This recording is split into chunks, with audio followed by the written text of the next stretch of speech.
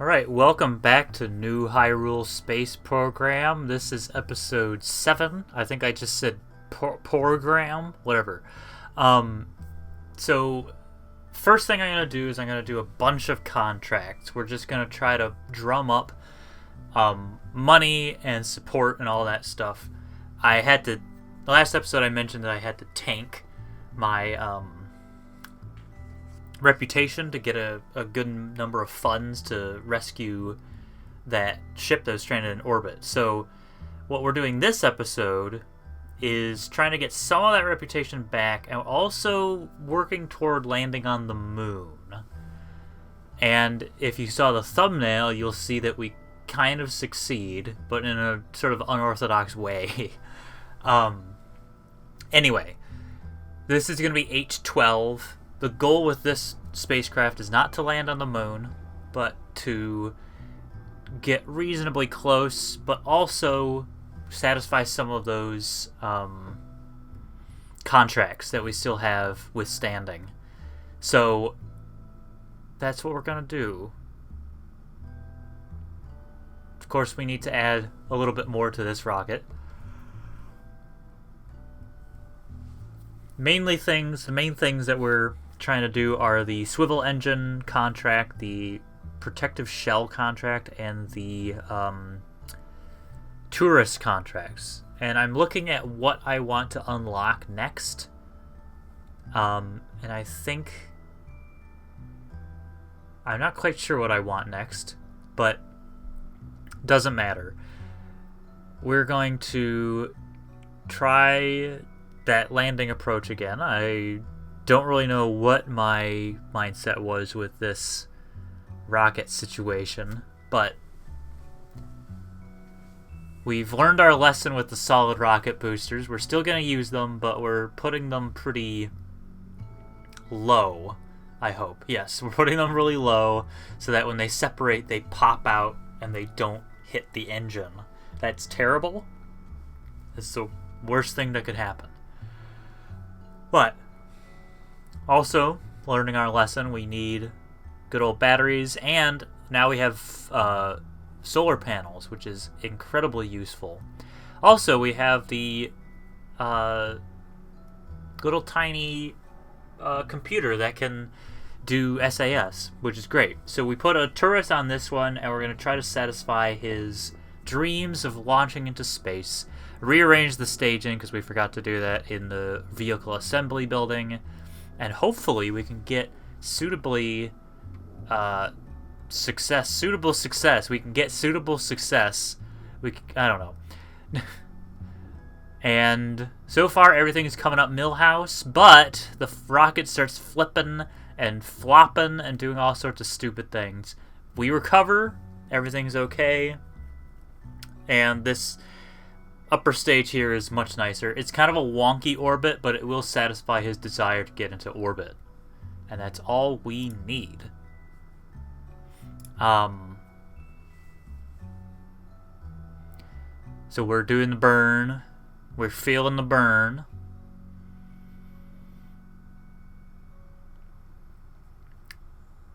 Got a screenshot there. And then that goes that stage. Goodbye. And now we have this stage, and I believe we got into orbit. So that's his contract finished. We just have to bring him back home, which should be really easy. I have plenty of fuel left. I'm also looking to see if I can hit the moon just to fly by, but it doesn't look like I can. So we're just going to use this upper stage to slow him down significantly so that he has a smoother landing. And we got a little bit more science from that, which is nice. Okay, so we satisfies. Man, my mouth does not want to make word. I'll try to make better mouth for the rest of this episode. We satisfied Dilbin, and now we're going to try again, but we're going to modify not H11, H10. And we're going to use one of these roundy mans. We actually have the ability for the roundy mans to be useful. We have SAS modules, and we have the control from the Fancy Time probe core. So we got a couple new tourists, and we're going to try to make them happy. We got Pang and Willin. Going to try to get into orbit again. I think this rocket has a little bit of... Yeah, this rocket has a lot of fun trying to get into orbit. But we managed to do it.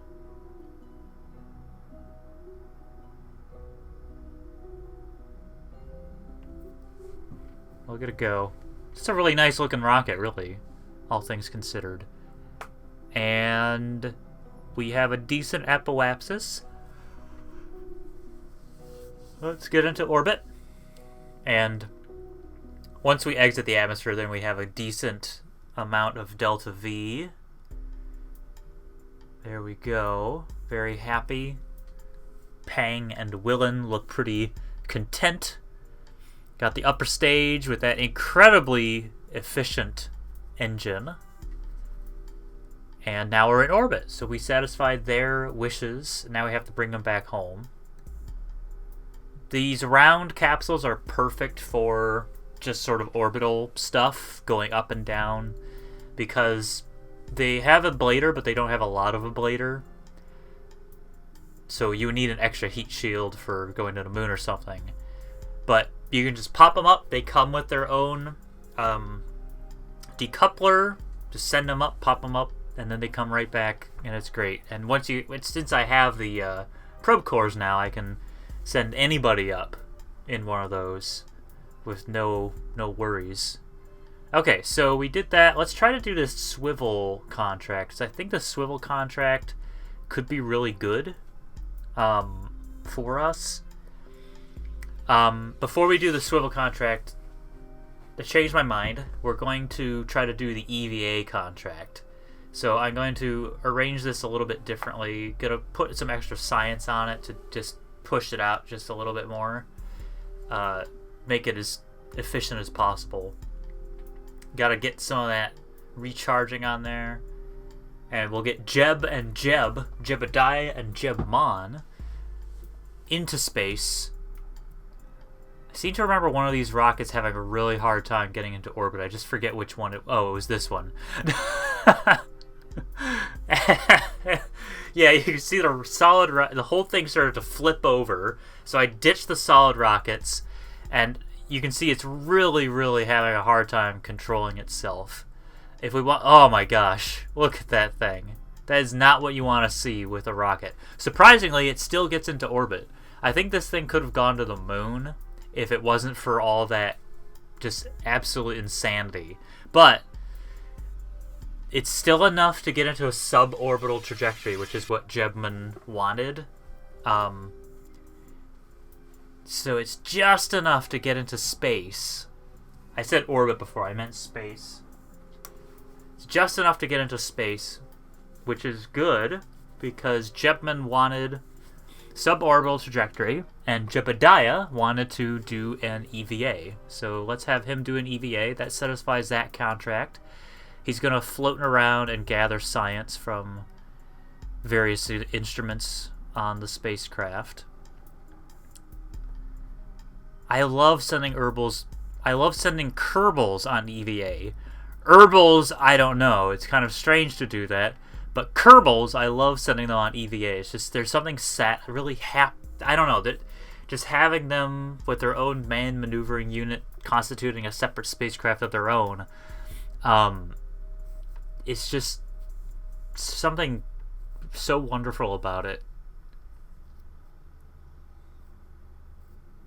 Well, so there's the second orbit of one of the roundy... Well, actually, that wasn't an orbit at all. That's the second contract, I think. Or maybe it's the third contract? This episode's been going for 9 minutes, and I've already forgotten what I've done. I forgot if I did 2 or 3 contracts. I think... It doesn't matter, but we landed. We splashed down. We're good. Everything's coming up Millhouse. So now that we've done all that, we have 58 science. Not enough to get anything fancy. And our reputation's getting better. We're at -100, which is definitely way better. We can't really do that transfer crew thing right now, but we could probably try that swivel contract now.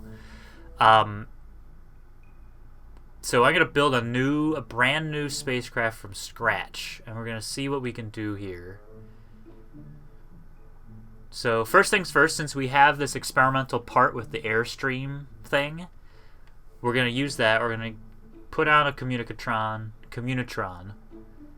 I like these big, fancy, high-gain ones. So put a little science on there. Sort of stipple it in there.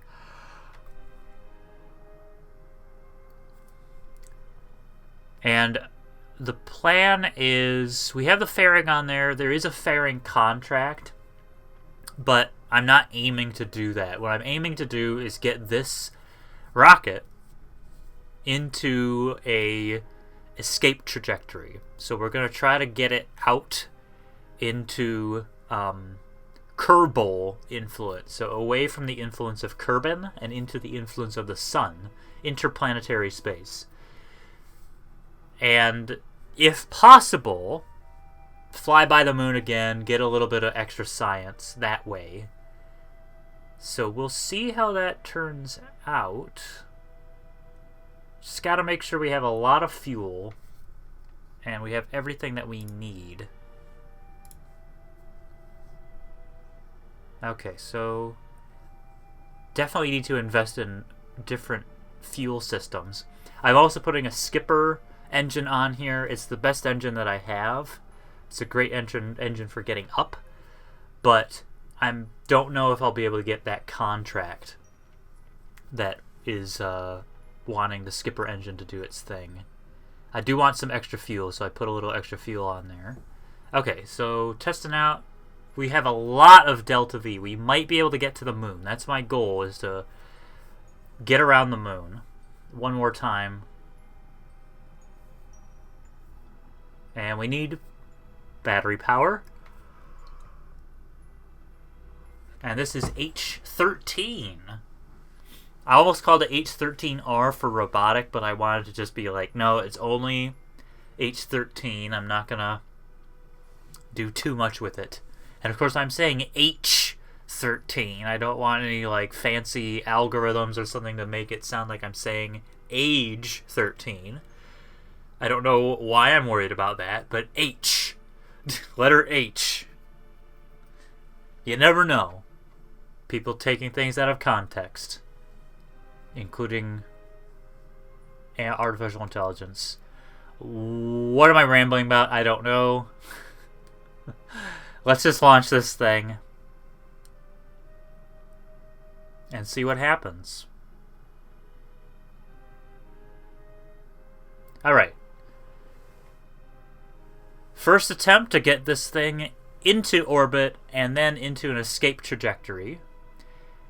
It kind of gets a little lopsidooty, a little wingle-wangle, a little fuzzy-wuzzy, a little has no hair. But we might be able to recover it. Just got to get rid of those solid rocket boosters carefully. Carefully. Oh, I'm actually trying to get the... Oh, you know what? I might have been able to do that skipper contract if I had throttled back on the solid rocket boosters a little bit. I would have been able to get that skipper contract, but not right now. I'm not going to worry about that. We have a million different contracts that we're trying to do. So I arranged the solid rocket boosters a little bit more to try to get them to work properly. So we're going to try again. And this time we have a little extra help from the skipper engine. It just makes maneuverability a little better. We're not trying to get that skipper contract, so don't need to worry about it. Very fast rocket. And throttle up. Flawless victory. And we're already aiming toward a good orbital apoapsis. And I kind of overshoot it. I get a little excited there. So I got an apoapsis of 116 rather than 100, which is what I normally aim for. But it doesn't matter because we're trying to do an escape burn.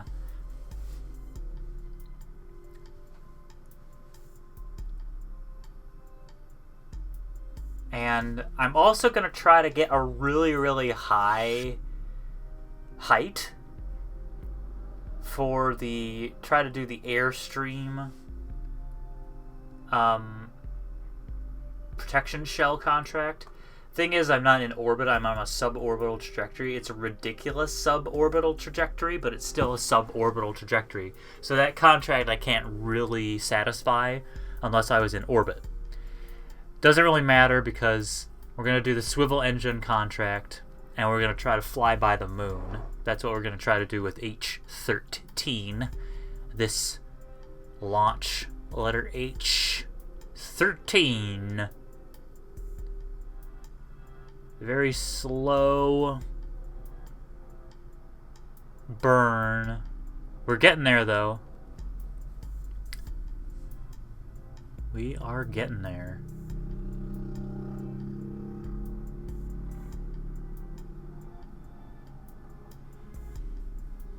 Okay, so we have burned a lot of fuel. So we're going to hesitate. I'm hesitating because I'm not sure what the contract wants from me. So what I'm going to do is I'm looking at it. I'm just seeing if I can transfer fuel. I can't. So at some point I just say, you know what, forget it. Let's just separate it. And I realize I have 2 decouplers. But it doesn't really matter. So the escape trajectory has been satisfied, and then I realized, oh, can't I just test it? Yeah, just run a test. It says that you have to stage it, but you can just run a test. It doesn't matter. So get a little science from the materials study from the Science Junior module. And now I'm like, well, I have 1,700 units of Delta V left. What if I try to get to the moon? Let's see if we can fly by the moon. So I'm going to try to circularize the orbit to try to satisfy that Airstream contract. But then I realized I could probably land on the moon, or at the very least orbit the moon. So let's try orbiting the moon. So I'm trying to get contact with the moon. So I'm rearranging the trajectory here. There we go. That looks pretty good. But let's see if it actually works. Off we go.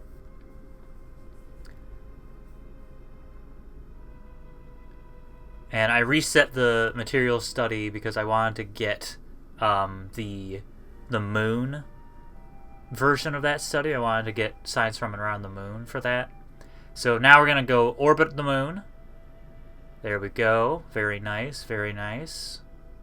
Trying to get that apoapsis as low as possible. And by that I mean periapsis. So trying to get the periapsis as low as possible. That's a nice picture right there. Turned out really well. Very, very nice. Swung by the moon. Circularizing that orbit. Circularizing. There we go. So now we're in orbit around the moon. And I still have a lot of Delta V. So, you've seen the thumbnail. You know what's coming next. We're going to try to land on the moon. Now the thing is, I don't have any landing legs on this spaceship. So I'm going to have to land on the engine, which means I will need a very, very delicate touch. Which I've landed on the moon dozens of times in Kerbal Space Program, so this won't be the first time that I've landed delicately on the surface of the moon. And I don't really care where we're going, we're just going to try to land. We still have that Airstream protection thingy, so we could satisfy that contract. The problem is we won't have enough fuel to return. We only have enough fuel to land, not to return. We would need about 1,600 units of Delta V in order to actually return. So, not today, but we have enough to land. So I've set my nav ball, I've clicked that little window that says surface, I clicked it so it says surface. Sometimes it'll automatically do it, but I just wanted to make sure. And making sure that it's pointing retrograde so that I can slow down the descent of this spaceship. Little by little, we want to get it under 5 meters per second. Any higher, we run the risk of destroying the spaceship, and I want to leave it so that we could potentially refuel it, or so that we could potentially land near it and have a scientist come up and grab the science data. So, we are landing on the surface of the moon. We have 120 meters per second left of delta V, which should be plenty. We are almost there.